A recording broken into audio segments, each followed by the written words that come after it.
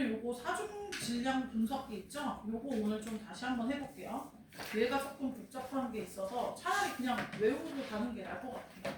그 생각해가지고 풀면 시간이 좀 오래 걸리니까 좀 암기를 하고 가는 게 나을 것 같아요.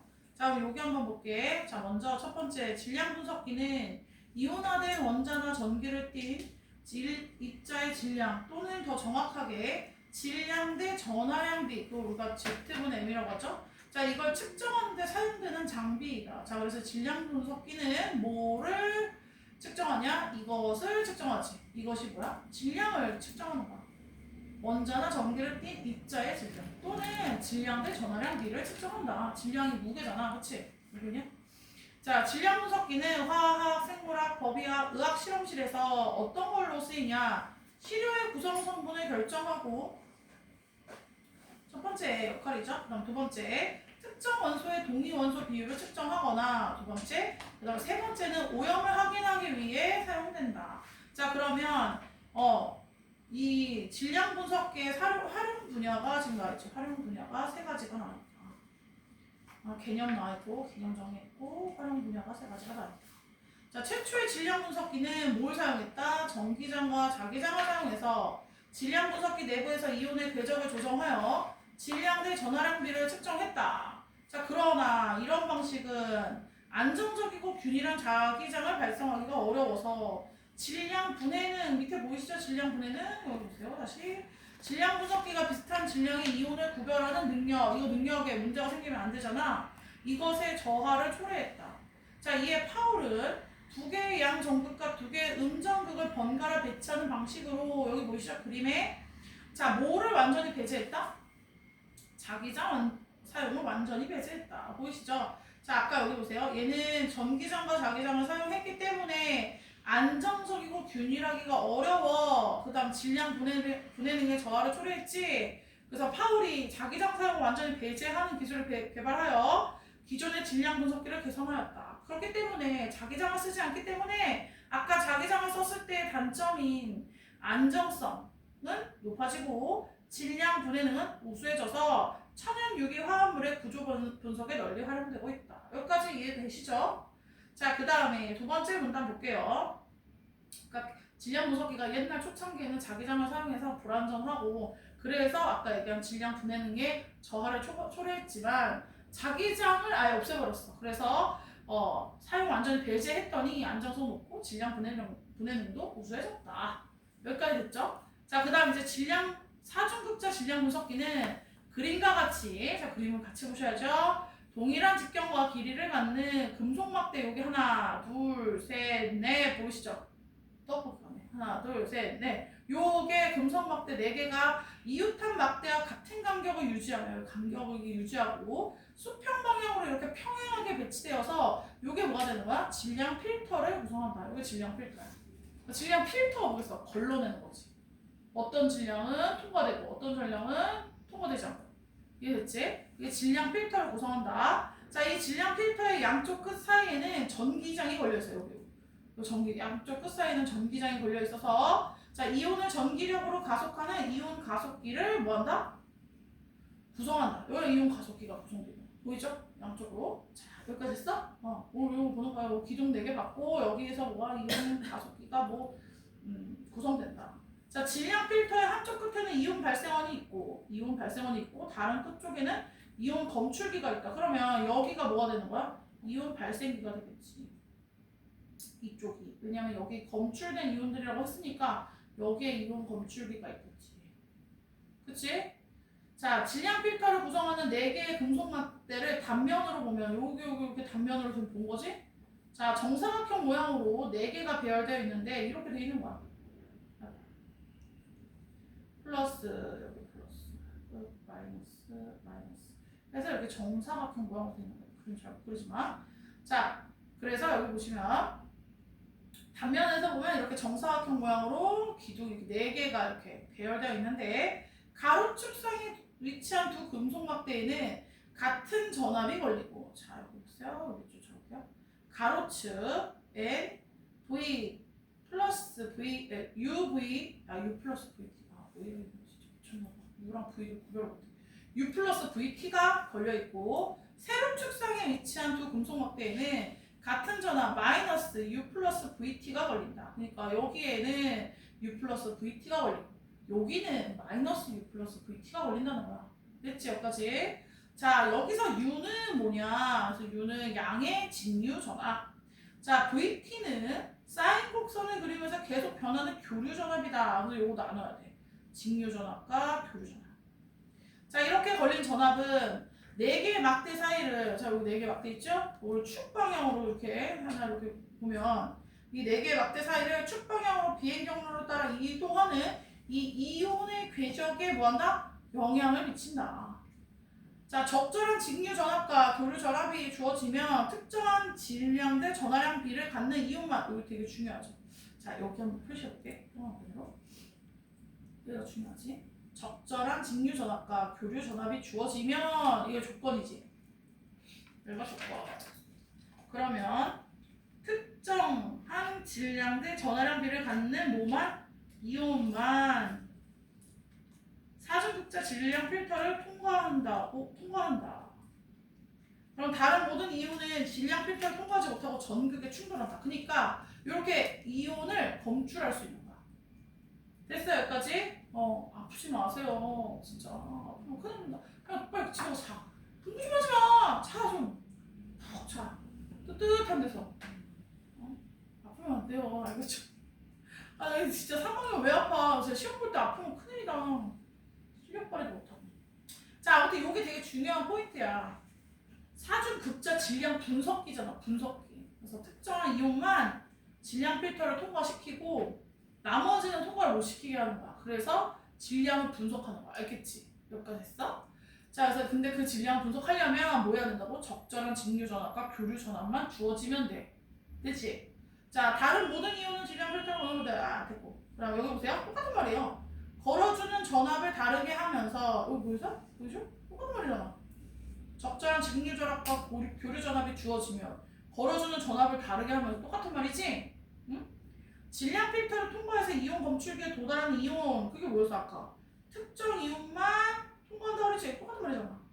이걸 모니터링하면 질량 스펙트럼을 얻을 수 있어. 아, 나 잘 모르겠는데 이런 전압을 주면 얘가 검출되네? 이런 전압을 주면 얘가 검출되네? 라는 스펙트럼을 얻을 수 있대. 같은 말이지? 여기 있는 말이랑 여기 밑에 있는 말이랑. 근데 그걸 모니터링하면 이런 질량 스펙트럼을 얻을 수 있다. 여기까지는 괜찮지? 근데 여기가 이제 좀 길어가지고 이거 정리를 노트 정리하듯이 좀 하는 게 낫지 않나 싶어요. 자, 그럼 여기서부터 해볼게요. 사중극자 질량 필터 저도 그냥 정리하면서 썼거든요. 너무 길어가지고 오늘 풀고 왔어. 그러니까 한 번 다시 풀어봤어.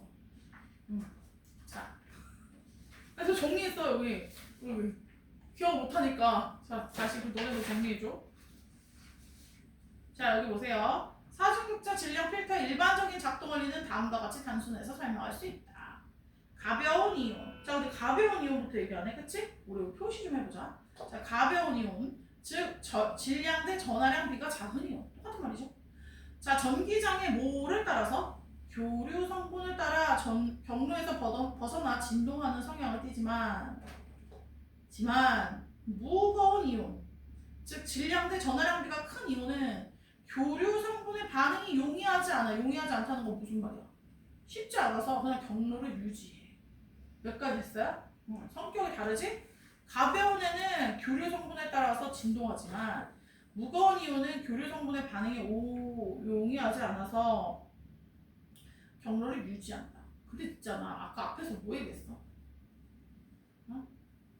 교류 전압도 얘기하면서 또 뭐도 얘기했지? 직류 전압도 얘기했지? 그리고 각각 나올 거야. 알았지? 자, 계속 볼게. 이온 발생원에서 나온 양이온이, 자, 여기 양이온도 잘 봐야 돼. 4개의 금속 막대의 축에서 같은 거리만큼 떨어진 중심축에 투입되면, 자, 모든 전극에서 받는 힘이 같아가지고 어느 전극 쪽으로도 당겨지거나 밀쳐지지 않는다. 여기까지는 문제가 없죠. 그러면 양이온이 이제 중심축에 있으면 상관없어. 봐봐, 예를 들어 양이온이 자, 됐다. 여기 있을 때 여기 중심축 있지. 여기 있으면 문제가 없어. 왜 문제가 없어? 모든 전극에서 받는 힘이, 그러니까 여기서 받는 힘이 다 같아가지고 당겨지거나 밀쳐지지 않아. 그냥 쭉 가면 돼. 그치? 근데 만약에 여기 뭐가 나와있어? 양이온이 이제 중심축에서 약간 벗어난 지점에서 투입됐을 때를 생각해보는 거야. 그러니까 예를 들어 얘가 여기가 중심이잖아. 여기가 중심인데 약간 여기서 멀어지거나를 생각해보자 이거야. 여기까지 됐지? 중심축에서 멀어진 경우. 그러니까 얘는 이제 뒤에 나오는 내용들은 중심축에서 멀어졌을 때의 양이온이야. 알았지? 자, 그러면 여기 한번 해볼게요. 아프지 마세요. 어? 마지막 입술 찍는 것 같아요. 자, 여기 양이온이 중심축에서 약간 벗어난 지점에 투입됐을 때를 생각해보자. 먼저라는 말 나왔지. 먼저 뭐라고 돼 있어? 직류의 효과를 고려해보면, 아니 직류의 효과? 그럼 무슨 전압도 생각해야 돼. 직류 전압이랑 아까 무슨 전압이 있었어? 교류 전압. 그럼 직류가 나오면 먼저 직류. 그러면 뒤에 뭐가 나오겠어? 교류 전압 나올 거 아니야. 어디 있어? 아, 나 안 보여. 안 보여. 어디니? 여기 있다. 찾았니? 여기 어디 있어? 어디 있냐? 아이고 여기 있다. 요요요요 찾았어? 님들 찾았나요? 색깔 칠해줄까? 자, 직류의 효과 고려해보면 교류 전압이 일으키는 효과를 살펴보면 자, 우리 직류부터 한번 볼게. 직류가 뭐였어? 그치? 아까 얘기했잖아. 적절한 직류 전압이랑 교류 전압이 주어지면 특정한 질량의 전하량 B를 갖는 이온만 사중극자 질량 필터를 통과한다고 했잖아. 그래서 우리 이제 직류 볼 거야. 직류. 기억 못할까봐 써놓은 거 봐. 자, 여기 보세요. 직류 경우 자 어딨어? 양의 직류 전압이 걸린 정극. 자, 그 다음에 음의 직류 전압이 걸린 정극. 여기 나눠져 있는 거 보이세요? 각각 나눠가지고 알아야 돼. 이거 정리를 하셔야 돼요, 혼자. 자, 여기 먼저 보시면 직류일 때 양의 직류 전압이 걸어졌다. 그래서 양의 직류 전압이 걸어진 가로 방향의 경우. 자, 그럼 가로 방향은 뭐야? 이렇게잖아. 얘 양이잖아. 그렇지? 그 경우에 양이온이 어느 한 정극에 가까울수록 그게 무슨 말이야? 다른 말로 하면 균형이 있는 게 아니라 균형에서 벗어난 거잖아. 그러니까 예를 들어 중심이 여기라고 치면 뭐 한쪽으로 이렇게 벗어났다고 쳐보자. 이렇게. 아, 됐어? 한쪽으로 이렇게 벗어났다고 치면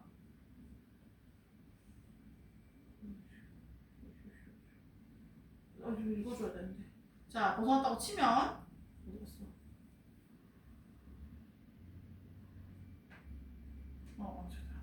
양이온이 어느 한 전극에 가까울수록 미안해. 자, 그 전극이 양이온을 중심축 방향으로 더 강하게 뭐한대? 민대. 그러니까 여기에 가깝잖아. 얘를 어떻게 해? 야, 저리 꺼져! 중심축으로 가! 이렇게 힘을 준대. 됐어? 그러면 사중극자의 중심축에는 안정한 평형점이 형성된다. 그러니까 얘가 여기로 가버리는 거야. 이렇게. 이해됐어? 그림 코딱지만 해? 됐어? 그치? 그러므로 양이온이 중심축에서 가로 방향으로 더 벗어나면 다시 중심축으로 돌아와. 얘는 문제가 없어. 그냥 다시 뭐 한다고? 중심축으로 돌아와. 그치? 자, 근데 반면 음의 직류 전압이 걸렸어. 음의 직류 전압이 걸렸어. 자, 그럼 이거는 세로 방향이잖아. 나와봐. 나와봐. 자, 걸렸지? 읽었어. 양이온이 어느 한 전극에 가깝게 표시해보자. 자, 그러면 그 전극이 양이온을 그 전극이 있는 방향으로 당긴대. 그러면 이 힘이 어디로 가? 요렇게 가지? 그럼 중심축에서 어떻게 돼? 멀어지지? 그래서 뭐가 생긴다? 불안전한 평형점이 형성된다. 불안전한, 더 당겨지는 거야. 불안정한 평형점이 형성된다. 됐어요? 됐죠? 여기까지 됐지? 그러면 봐봐. 그러므로 양이온이 중심축에서 세로 방향으로 벗어나면, 그러니까 이렇게 중심축이 이렇게 있을 때 세로 방향으로 벗어나면 얘가 중심축에서 더 멀어지는 거야. 이해됐어요? 아니 그러면 여기까지 됐지? 그러면 이제 여기다 추가해서 교류 전압이 일으키는 효과 좀 봅시다.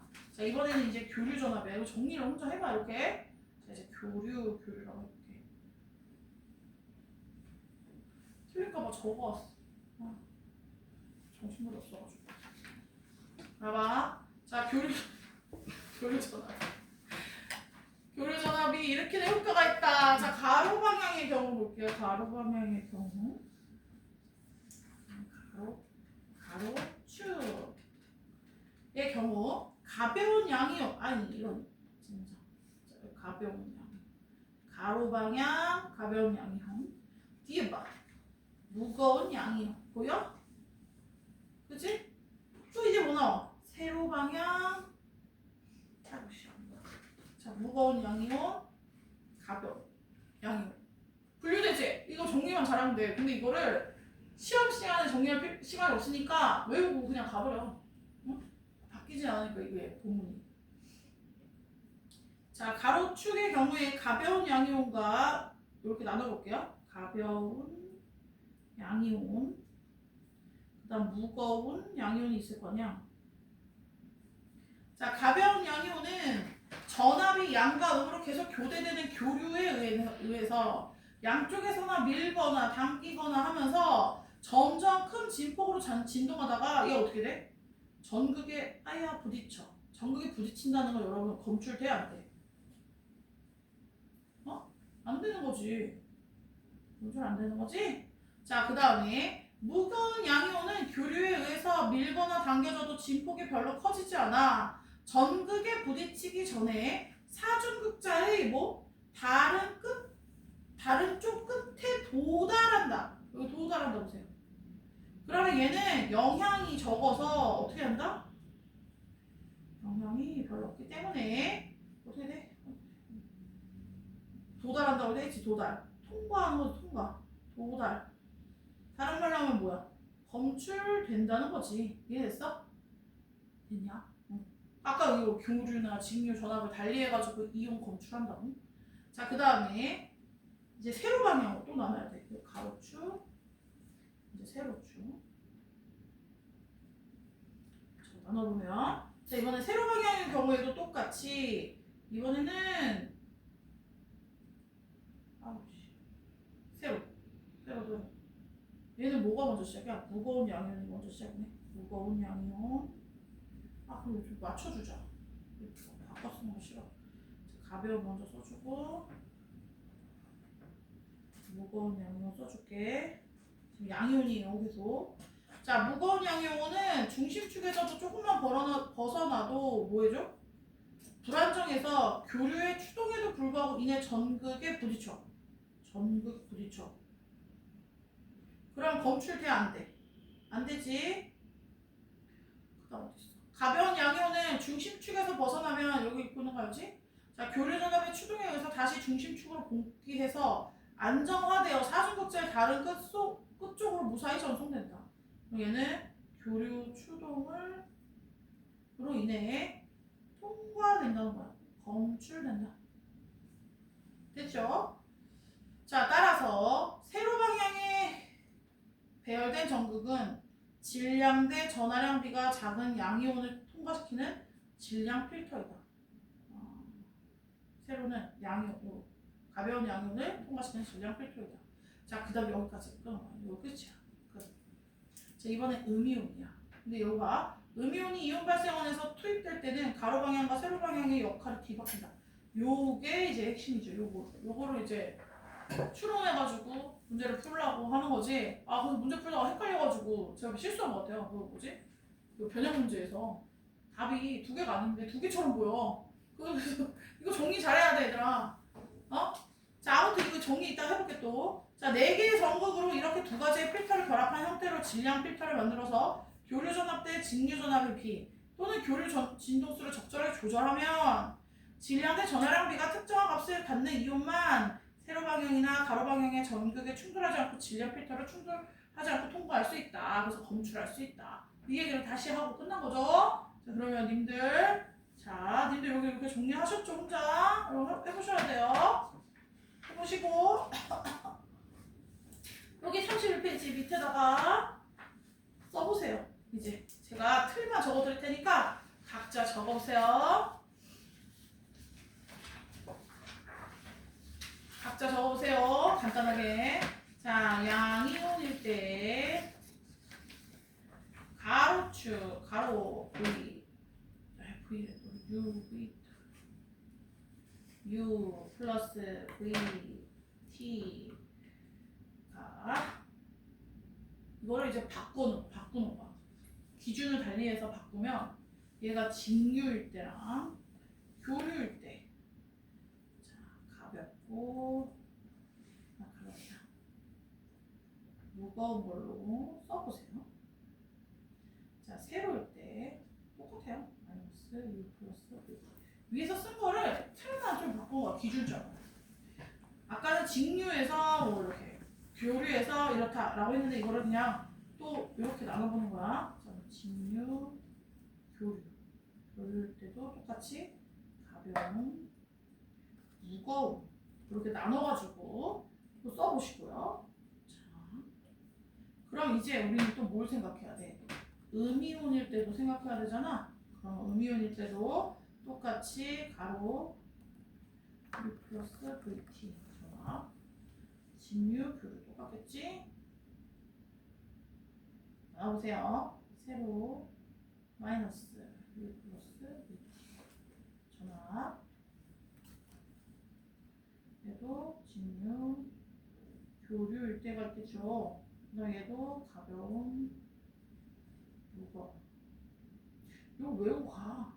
그게 낫겠어. 나 언제 해? 헷갈리고 또.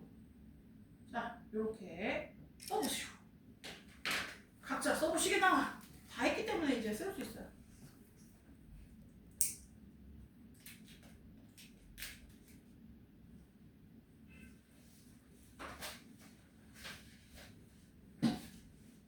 자, 이제 각각 써보세요. 위에서 했던 거.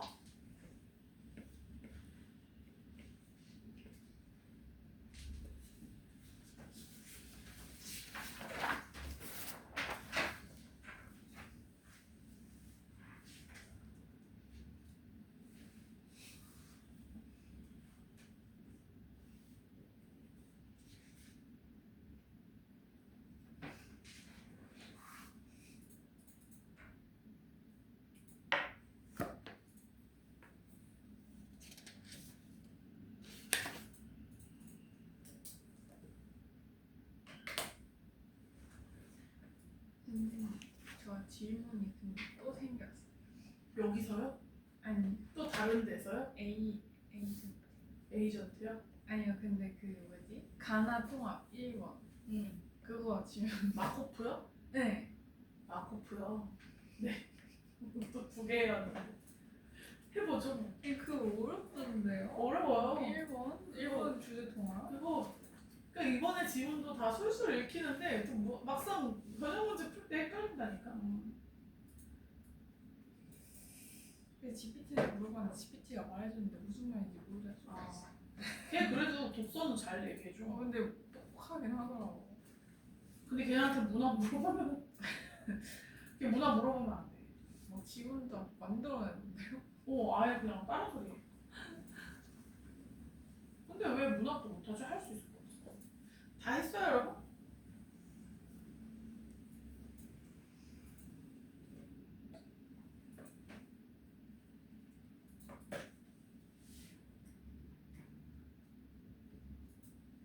아니 여고생이 화단에서 아파트에서 투신했대. 3명이. 얘기 알아?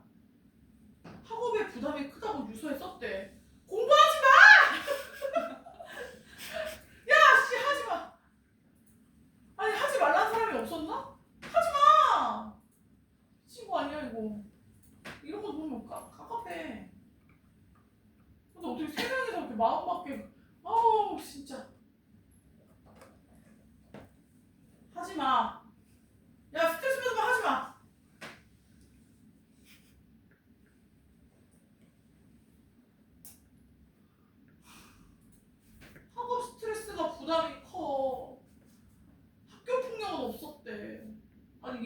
친구들이래 다. 같은 고등학교 사는 친구들이래. 뭔 놈이 개죽음이야 이게. 야 공부 못 하지 마. 스트레스 받아. 자기 좋으려고 하는 거지 뭘. 아 근데 우리 때는 항상 있었어. 그 뭐지? 수능 1교시 보고 나서 자살하는 애들 진짜 많았어. 학교 1교시 끝나고 그냥 나가버린다. 국어였거든 항상. 근데 그거 시험 하나 망쳤다고 세상이 그냥 무너져. 근데 우리 세대는 선생님 세대는 진짜 대학 안 가면 죽는 줄 알았어. 대학 내가 못 가잖아? 그럼 내 인생 망했구나. 패배했구나. 나 그런 게 있어. 요즘은 아니잖아. 그치? 그렇다고 너무 안 하는 것도 좀 그렇긴 해. 자기 인생을 너무 허비하잖아. 내가 농담으로 얘기했지만 공부해서 죽은 애는 없다고 했잖아. 올릴 수도 있고 할 수 있는데 왜 자꾸 지를 포겨? 자살을 웬 말이냐? 니네 그런 생각 안 하지? 할 거면 하지 마세요. 나한테 말해 차라리. 이건 행복하려고 하는 거지. 그렇다고 막 대학 좋은 대학 갔어. 행복할 것 같아? 행복하자. 잠깐 행복해요. 모든 행복은 다 똑같아. 그걸 이루잖아? 그럼 잠깐 행복해. 근데 또 다른 또 뭐가 와? 공감도 안 되나 봐 너네. 그래도 잠깐이라도 행복해지고 싶다 그치? 근데 만약에 그거 이루지 못했어. 그럼 또 살아. 뭘 살다 보니까 좋은 날도 오더라. 진짜 내가 이런 말하면 너무 늙은이 같은데. 아 나는 사실 좀 되게 비관적이고 내 지금 좀 바뀐 거야 성격이. 나는 학창 시절에 되게 비관적이고 부정적이고 미래에 대해서 나는 디스토피아 영화 제일 좋아했어.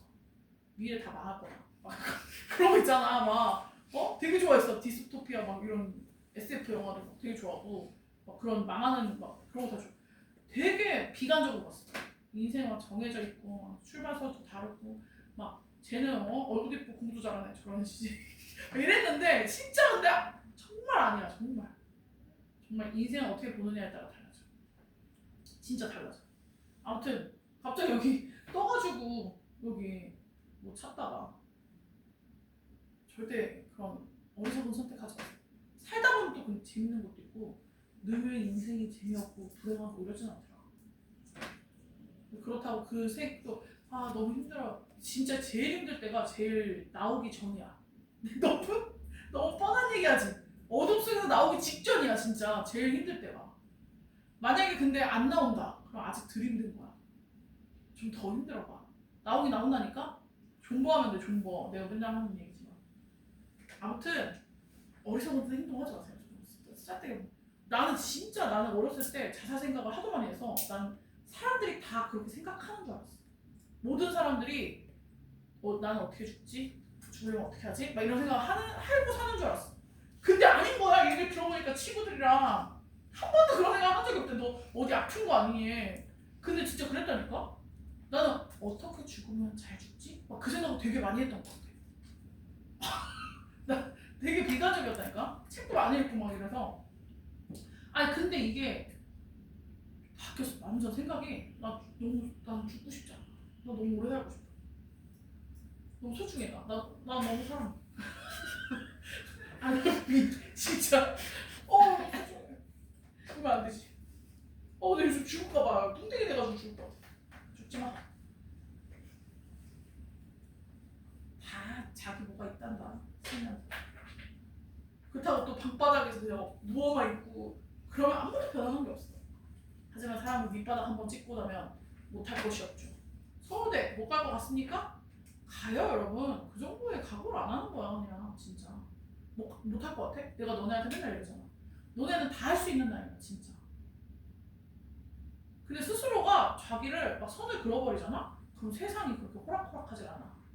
그 선만큼만 너네한테 해주지. 선을 좀 아줌마가 다 돼가지고 요즘에 옛날에는 그런 말 안 했거든? 근데 요즘에는 애기 생각이 나니까 애기가 막 건강했으면 좋겠다거든. 나처럼 살지 않았으면 좋겠어. 우리 남편은 나랑 완전 극단적인. 그러니까 내가 마이너스면 걔는 플러스야. 전극이 완전 상극이야. 나랑 안 맞아. 아니 나 하여튼 안 맞아. 근데 우리 남편은 학창 시절이 너무 행복했대. 어린 시절이 행복했대. 그렇다고 걔가 막 부유하게 살았냐? 뭐 그런 것도 아니야. 그냥 행복했대. 나를 되게 이상하게 보더라고 처음에. 내가 그 얘기했더니 또라이 아니야. 나 애가 근데 그렇게 살았으면 좋겠어. 남편처럼. 못할 게 없어. 지금도 자기 다 할 수 있대. 너무 근데 좀 비현실적이긴 하지. 극단적이긴 하지만. 자 이제 이거 다 썼어? 해봤지? 그 극단적 선택하지 마세요. 아니 답답하면 나한테 전화해. 나 친구도 없어 얘들아 알지? 나 같이 밥 먹을 사람도 없어서 학생들이랑 밥 먹는 거 좋아해.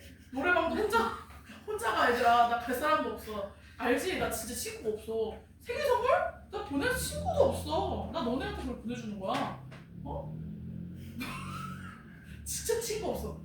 정말 외로울 때 전화해. 바빠서 빨리 끊으라고 하겠지만 진짜 극단적 선택할 바에는 선생한테 전화해서 그냥 진짜 힘들다고 해. 그럼 내가 어떻게든 도와주지. 자 여기 봐봐. 자 그럼 여기 봐봐. 가로축일 때 직류는 뭐였어? 어디로 밀었어? 얘기 또 안 할 거야? 다 썼다며. 어디로 밀어? 중심축으로 밀지? 자 가벼울 때는 어떻게 돼? 부딪히지? 무거울 때는 통과. 얘 검출. 자 세로축일 때 전극 방향으로 당기지. 그럼 부딪히지? 당기고. 자 가벼울 때는 통과. 무거울 때는 부딪히. 됐지? 자 이제 외울 수 있지? 이거 외워. 그냥 외워서 가. 자 그럼 이제 음기울일 때는 반대야. 자 짠짠짠. 직류일 때는 어디로 민다고? 반대야 반대. 이거 어제부터 안 써지네. 전극 방향으로 밀죠. 다들 해서 지금 나한테 관심이 없는 거야? 자 가벼우면 뭐해? 통과. 무거우면 부딪힘. 부딪힘 맞냐? 부딪힘. 갑자기 언어 공개 현상. 자 얘는 중심축으로 반대니까. 자 그다음 가벼울 때는 부딪힘. 부딪힘 이거 아니냐? 나 잘못 쓰지 않았어? 부딪히다. 부딪히다. 부딪힘.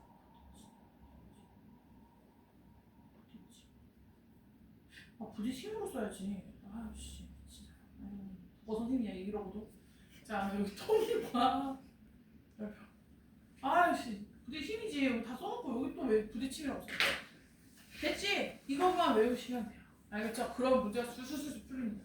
저도 이제 잠깐 이게 근데 안 써놓고 그냥 머릿속으로 하면 뒤죽박죽 되니까 질문 받을 때 힘들거든요. 적어놓으시고 하시면 됩니다. 아시겠죠? 자 그러면 이거 하나 해볼게요.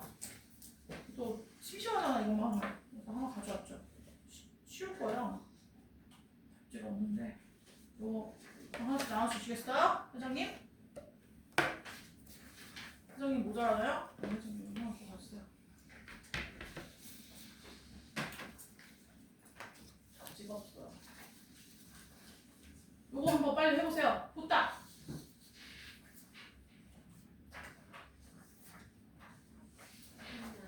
나 써먹어야 돼. 세연이 주자.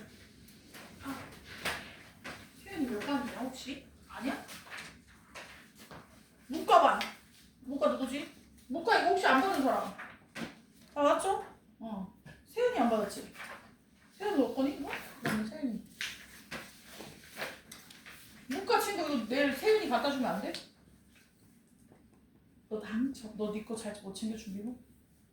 송현 네가 챙길래? 근데 송현이 가방이 자기 것만으로도 지금 꽉 차 있는 애라. 자 이거 해봐. 이거 보면 다 보인다. 할 수 있겠다.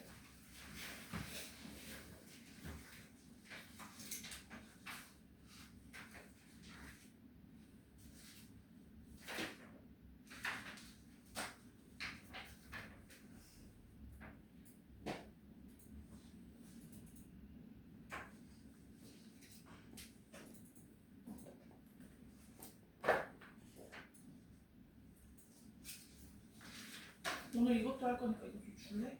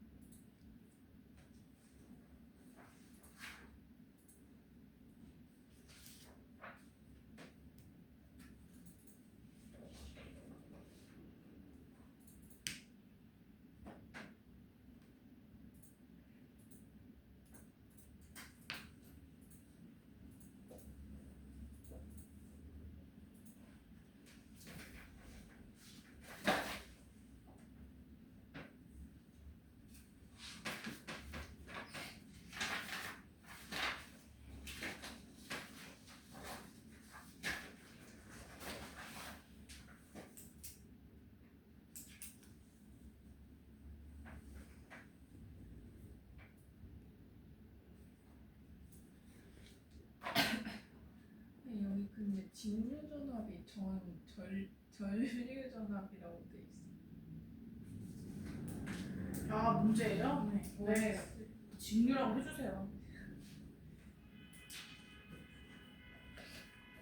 정신머리 없는 사람 진짜. 전류라고 해놨네 막. 네. 에휴씨. 직류라고 해주세요.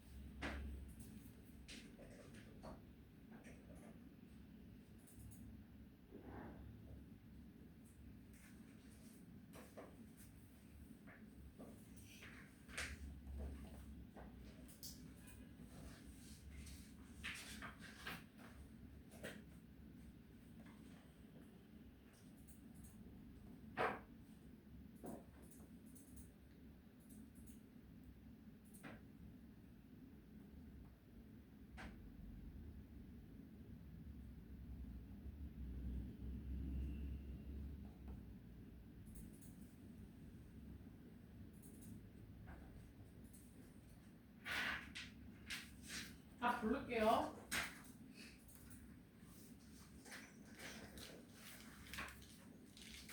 1번에 전화량 B, 그 다음 전화량 B야 B, 그 다음 2번에 직경과 길이, 3번에 질량 스펙트럼, 4번에 극자의 중심축, 5번에 이온 발생원, 그 다음에 6번에 특정한 질량대 전화량 B를 갖는 이온만 필터를 통과하고 다른 이온은 질량 필터를 통과하지 못하고 전극에 충돌하는 원리. 7번 교류 성분의 반응이 용이하지 않아 경로를 유지하는 성향을 띈다. 8번 사중극자 질량 분석기가 이거 똑같은 말이죠. 교류 전압이나 직류 전압의 비 또는 교류 진동수를 적절하게 조절하면 질량대 전하량 비가 특정 값을 갖는 이온만 세로 방향이나 가로 방향의 전극에 충돌하지 않고 질량 필터를 통과할 수 있다. 자, 9번에 X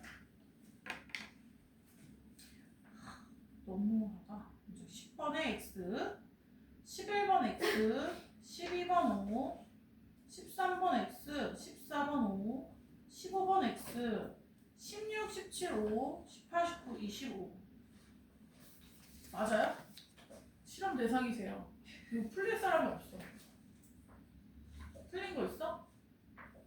왠지 이유를 모르는 거 있어요? 없어요? 넘어갈게 이제. 자, 그 다음에 주제 통합 11 볼게요.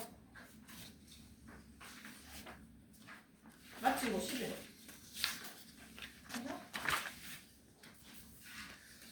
이게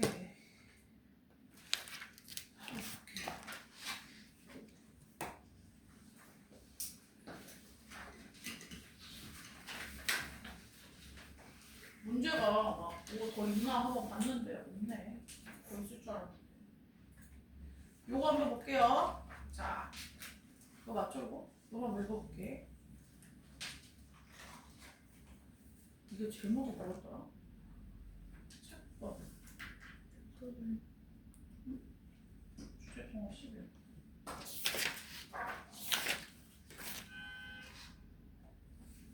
어디 갔지? 쓴거 없네.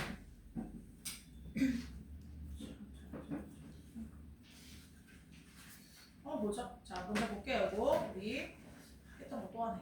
자, 채권은 어떤 사람이 다른 사람에게 특정한 행위를 요구할 수 있는 권리다. 채권을 가진 사람을 채권자, 상대방을 채무자라고 하는데 채무자가 해야 하는 특정한 행위를 뭐라고 한다? 급부라고 합니다. 급부. 급부가 뭐라고요? 어떤 행동을 해야 되는 겁니다. 자, 채무자가 해야 하는 행위를 급부라고 한다.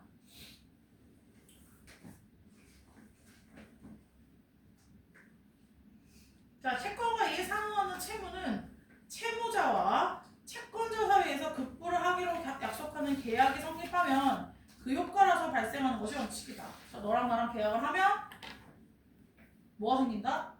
급부를 하기로 약속하지? 그럼 그렇게 채무가 생긴다는 거야. 자, 다만 법률에 규정된 요건이 충족되면 당사자들의 의사와 무관하게 채권과 채무가 발생할 수 있다. 근데 이런 거 예외적이라고 했어. 원칙적으로는 계약이 성립하면 채권과 그에 따른 뭐가 있다고? 채무가 있어. 그런데 여기서 다만 법률에 규정된 요건이 충족되면 여기 봐. 당사자들의 의사랑 무관하게 채권과 채무가 발생할 수 있어. 그래서 그 예를 든 게 뭐냐면 어떤 사람이 고의나 과실로 인한 행위로 인해서 다른 사람에게 피해가 발생하면 가해자는 피해자에게 이러한 피해 회복에 필요한 돈인 손해배상금을 지급할 채무를 지니게 돼요. 자, 고의나 과실로 한 행위, 일부러 아니면 내가 실수로 뭔가 부주의해서 생긴 어떤 행위로 인해서 피해가 발생하면 가해자는 이 피해자한테 손해배상금을 지급할 채무를 지게 됩니다. 그러면 얘는 뭐야? 법률에 규정된 요건이 충족됐을 때 당사자의 의사와는 무관하게 채권과 채무가 발생할 수 있는 예를 들어준 거야. 여기까지 됐지? 자, 이때 그럼 고의가 뭐냐? 자, 고의란 어떤 행위를 일부러 하려는 의사를 뜻하고 과실이란 어떤 행동을 할 때 그 행동에 대해서 사회적으로 요구하는 주의를 다하지 않은 심리 상태를 뜻한다. 채권의 발생 원인이 무엇이든 대개 채무자가 뭐를 하면서 소멸된다? 급부를 하면 소멸이 돼. 자, 채권을 뭐 하면 소멸된다? 급부하면 소멸돼. 급부가 뭐지 아까? 급부가 뭐였죠? 채무자가 해야 하는 특정한 행위. 그거 하면 이제 없어지는 거야. 그러나 또 나왔다. 상식적으로 판단할 때 급부 실현을 기대할 수 없는 상태인 무슨 불능? 급부 불능이 발생하면 원래 급부가 실현되지 않은 채 채권이 소멸될 수 있다. 자, 급부가 실현되지 않은 채 채권이 소멸할 수 있어요. 그게 뭐야? 급부 불능이 발생하면. 급부 불능이 뭐라고? 상식적으로 급부를 실현할 수 없는 상태가 된 거야. 그러면 그냥 실현되지 않은 채 채권이 그냥 없어져 버린 거야. 자, 급부 불능은 발생 시점에 따라서 원시적 불능과 후발적 불능으로 나눠진다. 자, 원시적 불능은 예를 들어 계약이 이때 성립이 됐다 하면 이 계약 성립 당시부터 그냥 급부 불능 상태야. 성립한 데부터 여기까지 뭐 지금까지 그랬겠지 뭐 이렇게 아니면 이때라던가. 그치? 이게 원시적 불능이야. 계약 시점부터 아예 될 수가 없는 걸 계약하는 거야. 자, 근데 후발적 불능이란 뭐냐? 계약은 성립을 했어. 계약은 이때 성립을 했는데 후자에 이제 비로소 급부 불능 상태가 된 거죠. 이후에 계약 이후에. 그러니까 시점에 따라 계약 당시부터 불능 상태면 원시적 불능이고 그다음 계약 후부터 불능 상태면 후발적 불능이죠. 예컨대 예를 들어주죠. 법적으로 건축 신축이 금지된 토지 위에 건물을 짓기로 하는 계약은 원시적 불능으로 인정이 된다. 뭐 할 수가 없어? 지을 수가 없어. 그치? 계약 당시부터 무효야. 알겠죠? 계약 당시부터 급부 불능 상태야. 자, 이에 비해 이러한 법적 제한이 없어. 그래서 건물을 지었어.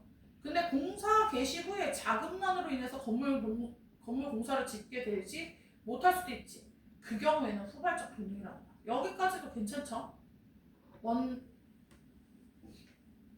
원시적 불능과 후발적 불능 구별되지? 계약 시점부터 당시부터 불능이냐 아니면 그 후부터 불능이냐에 따라서 나눠진다. 자, 그 다음 여기가 이제 헷갈리죠? 급부가 원시적 불능 상태에서 체결된 계약은 무효지. 무효면 채권 채무 발생해야 안 해. 안 하지. 자, 여기까지 했죠?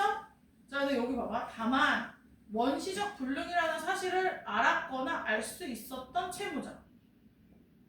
알았거나 알 수 있었던 채무자는 채무자는 채권자에게 손해배상 채무를 진다. 뭐지? 집을 지었다고 쳐봐. 근데 이게 처음부터 안 될 것 같아. 만약에 처음부터 안 돼, 원시적 불능 상태야. 그럼 계약 자체가 무효고 채권 채무가 아예 안 생겨. 집을 지어줄 필요도 없고 돈을 줄 필요도 없어. 집 지어주면은 반대급부인 돈 줘야 되잖아. 자, 근데 여기 다시 원시적 불능이라는 사실을 알았거나 알 수 있었던 채무자, 집 지은 애가 이미 알고 있었어. 그러면 채권자한테 뭘 줘야 돼? 손해배상 채무를 줘. 하지만 이에 비해 후발적 불능의 경우 계약은 뭐한다? 유효. 그래서 채무 자체는 유지가 되죠. 채무, 집 지어줘야 돼. 근데 급부의 내용이 손해배상금 지급으로 변경된다. 왜냐하면 채무는 유지가 되지만 실제로 돈을 줄 수가 없기 때문에 손해배상금 지급으로 된다는 거야. 이해됐어요? 자, 다만 어떠한 경우이든 급부 불능 상황에 대한 채무자의 고의나 과실이 없으면 채무자는 아무런 책임을 지지 않아. 집을 못 지어. 근데 그게 고의나 과실이 아니야. 그럼 책임이 안 져. 자, 한편 채권자가 알 수도 있죠. 채권자가 급부 불능 상황을 알았거나 알 수 있었다면 이로 인해서 채무자의 손해배상액이 줄거나 아니면 손해배상 채무 있지. 그거 못 받을 수도 있어. 손해배상 채무가 소멸할 수 있다. 손해배상을 청구할 수 있는 권리가 없어지는 거야, 오히려. 자, 원시적 불능의 경우에 채권자도 원시적 불능인 걸 알았거나 알 수 있었으면 원시적 불능인 경우에 채권자도 알았거나 알 수 있었으면 채무자한테 손해배상 청구할 수 있어 없어? 없어. 됐어요? 배상액이 줄거나 소멸되지. 그치? 그치? 채권자가 급부 불능 상황을 알거나 이랬을 때. 근데 원시적 불능의 경우에 채권자도 원시적 불능인 걸 알았거나 알 수 있었으면 손해배상 청구할 수 없어. 자, 이에 비해 후발적 불능의 경우에는 이것도 나누면 좋겠다. 그치? 후발적 경우에는 채권자가 급부 불능의 가능성을 알았더라도 이로 인해 채무자의 손해배상 책임이 없어지진 않는다. 채권자가 이거 못할 수도 있겠는데 후발적 불능에는 그러면 채무자의 손해배상 책임이 없어지진 않아. 후니까 계약 후. 다만 채권자가 급부 불능으로 인한 손해를 방지하거나 줄일 수 있었는데 그대로 만약에 방치했어. 그러면 이거 감안해서 뭐 할 수 있다? 배상금의 액수를 줄이거나 채무자의 손해배상 책임을 면제해 줄 수 있다. 채권자가 충분히 뭐 할 수 있어서 방치하거나 줄일 수 있었는데 계약이 했었다면 이런다. 그러니까 이게 나눠지는 거, 가지치기처럼 이렇게 나눠지는 걸 잘 봐야 돼. 그 다음에 여기 한번 또 볼게. 여기 보세요. 여기 봐. 나 읽어볼게. 민사법률 관계에서는 개인의 자유가 최대한 보장되어야 한다. 이러한 이념은 민법의 기본 원리 중 하나인 과실책임주의에 반영이 되어 있다. 자, 이제 과실책임주의가 뭔지 봅시다. 여기 봐봐. 과실책임주의는 비록 자신의 행위로 인해 타인에게 피해가 발생했더라도 고의나 과실로 인한 행위를 한 경우에만 책임을 진단 말이야. 그치? 고의, 내 일부러 하거나 내가 실수했어. 주의를 뭐 소홀히 했어. 그 경우에만 책임을 져. 그럼 만약에 내가 고의나 과실이 없어. 그럼 책임 안 져도 되는 거야. 예를 들어 내가 주의를 충분히 다 했고 그 다음에 고의성이 없어. 근데 하루가 다쳤어. 그럼 이제 나는 책임 안 져도 돼. 근데 하루가 다쳤어, 학원에서. 근데 내가 고의로 때렸어, 쟤를. 고의로 책상 다리 하나 잘라놓은 거야. 그럼 당연히 처벌받지. 당연히. 그 다음에 부주의했던 거야. 내가 여기 학원에서 하나를 지켜봤어야 돼. 수영장 이런 데서 많이 일어나잖아. 수영장 사고에서 되게 많잖아 이거. 과실이냐 아니냐로 이게 형량이 달라지기 때문에 그걸 본단 말이야. 내가 뭐 부주의해서 그랬어. 그러면 책임을 져야 돼. 근데 그런 경우 아니면 책임 안 져도 돼. 예컨대 급부불능. 아까 급부불능 앞에 있었잖아. 급부불능으로 인해 채권자에게 손해가 발생해도 채무자에게, 자 다시 봐봐. 자 집을 받아야 되는 사람, 집을 줘야 되는 분양사. 분양사에게 급부불능에 대한 고의나 과실이 없어. 내가 고의나 과실이 없어. 내가 이제 아파트 줘가지고 너한테 주려고 그랬는데 유물이 나온 거야. 고대 유물이. 그럼 난 고의나 과실이 아니잖아. 그럼 채무자는 손해배상 책임을 부담하지 않는다. 너가 손해 입은 걸 내가 배상해줄게. 이게 안 돼. 자, 그런데 과실책임주의는 그래서 개인의 자유로운 활동 가능성을 보장하는 기능을 수행하죠. 근데 이거 만약에 없다고 쳐봐. 과실책임주의가. 그럼 하라가 겁나 나한테 학원에서 감기 걸려서 아프니까 저한테 청구하고 막 그럴 거야. 학원 때려쳐야지. 이렇게 되는 거지. 이해됐어? 자, 그래서 여기 볼게요. 어딨어? 사회적으로 요구되는 주의사항을 지키면서 행동하는 한 타인한테 손해를 입히더라도 책임을 지지 않기 때문이다. 이해됐지? 근데 내가 만약에 나는 고의도 아니고 과실도 아닌데 내가 잘못해가지고 잘못한 게 아닌데 하라가 그냥 아픈 건데 학원에서 아팠다는 이유로 내가 막 다 청구해주면 자유로운 활동이 저해돼서 나 학원 때려친다니까? 됐어요? 근데 여기 좀 봐. 그러나가 나왔잖아. 예외야. 무슨 예외? 고의나 과실 없이 한 행동의 결과에 대해서도 책임이 발생하는 경우가 있어. 그게 뭐야? 무과실책임이야. 자, 잘 봐야겠지. 무섭지 않아 이런 거? 무과실책임. 자, 무과실책임은 예외적으로 인정이 돼. 예외래잖아. 예외. 원칙은 과실이나 고의가 있어야지만 처벌을 받아. 그런데 무과실책임은 예외야. 예외. 그치? 자, 예외적으로 인정되면 법률상의 근거가 필요한데, 자, 그러니까 얘는 법률상의 근거가 있어요. 민법이나 뭐 써 있어야 돼. 자, 일상생활에서 자주 문제되는 것은 담보 책임이다. 이게 좀 이해가 잘 안 되더라고. 담보 책임. 자, 담보 책임 볼게요. 담보 책임. 자, 담보 책임은 무과실책임의 일종입니다. 무과실책임의 일종. 자, 주로 유상계약에서 적용됩니다. 자, 그럼 유상계약이 뭐냐? 유상계약 읽어봐봐. 채무자의 급부에 대한 대가로서 채권자도 채무자에게 반대급부를 해야 되는 계약. 아까 얘기한 것처럼 아파트. 내가 분양사야. 야, 하라. 내가 아파트 몇 평 줄게. 자, 그럼 너는 나랑 계약하면 뭐 해야 돼? 넌 나한테 반대급부가 있잖아. 뭐 줘야 돼? 돈 줘야지. 그지? 그지? 내가 너한테 아파트를 줘야 되는 급부. 너가 나한테 계약하면 뭐야? 돈 줘야 되는 반대급부가 생기는 거야. 유상계약이지. 그치? 여기까지 했지? 그래서 예를 들어주지? 예컨대 주택분양계약에 대한 분양자를 채무자라고 본다면 급부의 내용은 주택공급이고 반대급부의 내용은 대금 지급이다. 좋아요. 자, 그런데 이때 분양자가 공급한 주택에 누수 같은 품질상의 하자가 있거나 줄줄 새 수도가 막 니네 누수 있는 집 가봤어? 저도 살아보진 않았는데 나 같은 엄마 있잖아. 봄띠방 엄마. 우리 맘카페 있어. 집이 언제지? 비 되게 많이 왔을 때 있잖아. 그때 지붕에서 물이 떨어진 거야. 물이 니네가 생각하는 똑똑똑이 아니라 그냥 확! 그 지붕이 무너졌어. 집이 물바다가 된 거야. 진짜 그랬다니까 실제로? 근데 그 집이 또 그건 뭐야? 전세대출 사기 그건 뭐야? 집이 그 집 못 나가. 나가면 계약이 뭐지? 그 집을 만약에 나가잖아? 그러면 권리를 내가 안 받아. 나 권리 포기? 이렇게 돼버려. 그 물바다 집에서 살아야 되는 거야. 실제로 있었어.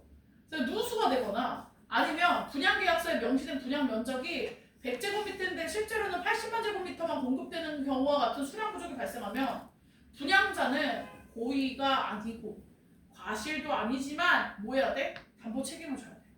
이해됐어? 이해됐지? 그러니까 분양사가 일부러 누수를 시켰겠어요? 자, 이 집에 누가 살 것 같으니까 구멍 딱딱 뚫어보자. 이런 거 아닌 이상. 근데 이게 고의나 과실이 아니지만 책임을 져야 되는 게 이런 담보 책임이야. 담보 책임의 예로 이렇게 주택을 예로 들어준 거야. 그럼 계속 봐봐. 담보 책임은 유상 계약의 등가성 원칙. 등가성 같아야 돼. 즉 급부랑 반대급부는 배등한 가치를 지녀야 돼. 내가 너한테 아파트 줬어. 이 아파트의 가치 10억. 그럼 너 나한테 10억 줘야 돼. 이게 같아야 돼. 자, 근데 급부에 만약에 하자가 있거나 급부 수량이 부족해. 그럼 반대급부에 상응하는 가치를 가질 수가 있어 없어? 겁나 10억짜리 아파트야. 근데 누수야. 집값 어떻게 되지? 또 떨어져. 그러면 상응하는 가치를 가질 수 없잖아. 채무자에게 이런 사태 발생에 대한 고의나 과실이 인정되지 않아도 뭐 해야 된다고? 책임져야 돼. 됐어요? 갑자기 배가 아프네요. 빨리 입고 가야 된다, 사실은. 수박을 너무 많이 먹었더니. 잠깐만, 참아봐. 자, 여기까지 읽어야 되는데. 자, 담보 책임이 성립하고. 갑자기 가도 이해해주세요. 담보 책임이. 이거 다 먹고 차했어. 담보 책임이 성립하면 채권자는 채무자에게 손해배상 청구만 할 수 있어. 손해배상 청구만 할 수 있어. 그러면 이때 손해배상액은 급부의 가치가 반대급부의 가치에 미달하는 가액만큼이다. 그러니까 누수된 만큼, 누수돼서 피해된 만큼, 혹은 면적을 계산해서 줄어든 면적만큼을 손해배상금으로 뭐 할 수 있어? 손해배상 청구를 할 수가 있어. 채권자가 계약을 파기하고 전액 환불해달라고 요구하려면 요구할 수 있지, 그치? 그러면 어떻게 돼야 돼? 급부의 품질하자나 수량 부족의 정도가 심각해서 채권자가 계약 목적을 달성할 수 없을 정도가 증명이 돼야 돼. 예컨대, 예를 들어주지. 100제곱미터짜리 주택 분양이 체결되었지만 실제로 분양된 주택의 면적이 80제곱미터인 경우 판매자는 대금의 20%를 환불할 의무를 지는 게 원칙이야. 20% 줄었으니까 20% 환불해줘야 돼. 근데 이런 경우가 있을 수 있잖아. 100제곱미터보다 작은 면적의 주택을 보유하는 게 구매자에게 무의미하다고 볼 수 있는 특별한 사정이 있는 경우, 예를 들면 가족이 너무 대가족인 거야. 그래서 그 집에 들어가 살 수 없어. 80제곱미터 살면 다 낑겨 자야 돼. 그럼 극단적으로 얘기하면. 아니면 내가 짐이 개 많아. 그래서 나 맥시멈 리스트거든. 내가 오늘 집에 보면서 깝깝해서 우리 집 보면서 진짜 이사를 가려면 더 넓은 데 가야 돼. 짐 때문에. 짐이 너무 많아가지고 100제곱미터에 못 사는 거야. 80제곱미터에 살 수가 없어. 그런 무의미한 경우잖아. 그런 특별한 사정이 있는 경우에만 그때만 구매자는 분양계약 파기하고 지급한 대금 전에도 환불받을 수 있는 것이다. 사실 이건 또 괜찮은데요. 자, 그 다음에 담보 책임은 급부와 반대급부 간의 가치와 균형을 맞추기 위해 아까도 얘기했잖아. 내가 똑같아야 돼. 그래서 필요한 만큼만 인정된다. 자, 그 이상의 손해배상을 받으려면 손해배상 받을 수 있네. 그 이상 어떻게? 채권자는 채무자에게 채무 불이행 책임을 추궁해야 돼. 예컨대 채무 불이행 책임이 뭐냐 알려보세요. 예컨대 주택 분양 사안에서 분양자의 고의나 과실로 인해서 주택의 결로가 발생했어. 이런 하자로 인해서 주택 가치가 낮아진 경우에는 아까 얘기했지.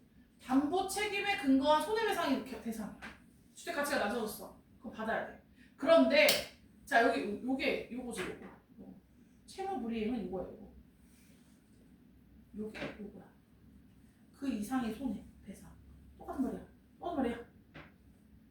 결로로 인해서 매수인이 보관하던 물품이 망가진 거야. 결로. 누수. 결로가 뭐야? 곰팡이 피는 거 있잖아. 겨울에. 그래서 내 컴퓨터가 다 썩었어. 곰팡이로. 그러면 그 물건값에 해당하는 손해는 채무 불이행 책임에 근거한 손해배상이야. 알겠어? 됐냐? 여기까지? 그럼 이거 또 풀어봐. 또 좀 풀어볼 수 있겠어요? 여러분? 제가 준 거? 주제통화? 잠깐 조용히 좀 풀고 계실 수 있죠? 하나 그거 좀